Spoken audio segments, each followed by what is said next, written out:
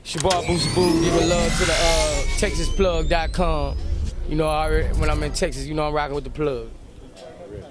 A lot of people, man, you gotta have a gift to get on here and continuously be able to talk and make this come out the correct way without, man. A lot of rappers, you know, they rap hard, but they can't talk. You know what I'm saying? You put them on, you pass them that mic, they can't say nothing. And I was like, man, I want to make sure that I want to get somebody on the album in a nice fluent voice that's able to introduce a song. And we was going through all types of lists of people to do it, other rappers and everything. And I told them to reach out to Madhouse, and it was about a promotion move at time. Let's bridge the gap. 97.9 is becoming big, man. Let's go get Madhouse. And the way he introduced that song, that's him introducing it before Don't You Know.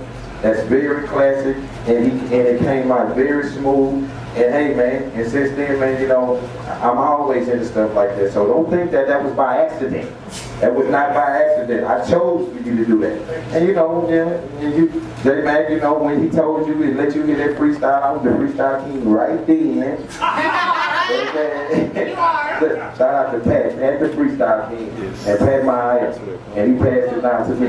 You know what I'm saying? So what people don't understand, people that want to be the freestyle kings and all that, when the word freestyle king came out, people was in diapers. You know what I'm saying? They was in elementary in the 5th grade. Now, I didn't say that people wasn't freestyle kings, that you a king of freestyle, but the actual king, though, is J-Man.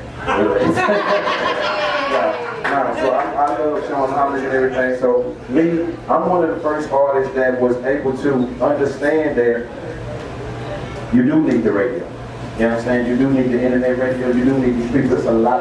Now listen, when we were young, we didn't think we needed the radio. Yes. We didn't even need nothing. We didn't need the north side. We didn't need nothing but screw. And that's it. That's all we know, nothing else. So me getting my first deal, I was the first solo artist from the Screwed Up Clip, the first one to drop an album. So I always tell people, I'm not saying that there's a lot of different fans and a lot of different comments. Fat Pat, Ghetto Dreams, one of the greatest albums ever, 3-2 album list, Beyonce. But I'm saying as far as the culture, the art of freestyle, that type of rap, Don't Mess With Texas was the blueprint. It was the first. It was the first album that gave that type of rap legs.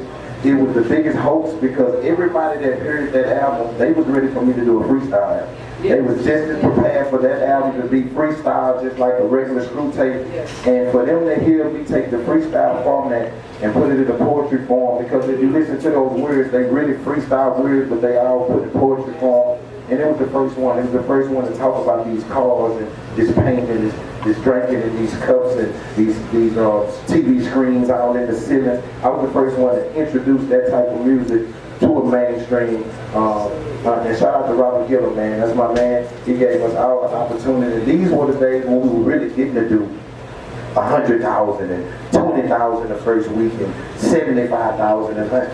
I want to do that right now. You can give me that right now. I'm good. You know what I'm saying? You give me 100,000 right now. I'm good. You know what I'm saying? Because I'm different and I know and understand the game. So for us to get that opportunity, man, to have a moderator from 97.9 to speak on my album, it was the transition of me becoming, like I tell, it's a difference between an artist and a rapper. See, a lot of some people still a rapper, and I try to tell my artist, man, it's time to transition over being an artist. So I was young and hard-headed and arrogant, so that was me starting to take steps towards becoming an artist. It's a little bit more than a rapper. That's so right. Now, going to part 2 of his question was, do you know in the moment of any time that you're creating a song and you're putting something out, no artist is able to put a song out and say, hey, that's going to be a part of history. Now, 713 just passed. And touching again on what Manhattan was saying, you are iconic, period. You set the blueprint, period, for the city of Houston, United States, and the whole southern region of the United States. So you had other legends, Paul Wall, you had Slim Thug, everybody was saluting you on your day for paving the way. Your album, Don't Mess With Texas, dropped in 97, was the album that inspired them to be who they are today. And all these bosses, everybody is topping their hats off to you. So, do you know in the moment that you are creating history for 97.5? If you want, you can follow. No. Get some seeds like that. No. And I don't really know. Now, you know, now as we do music, now we in the studio, we do music and we say, man, this is gonna be the one. Even if it ain't gonna be the one, we just still saying. You know what I'm saying? But right then, you know, I was more enthused and more just happy about just talking shit. You know what I'm saying? I knew I was gonna be the best shit talker at the time. You know, I wasn't thinking about 20 years later. I can only see and you know what I tell people from a Texas artist is our gift and our curse. Some of this independent life it cursed us. You know what I'm saying? Like I tell people, look at Beyonce, yeah, they went to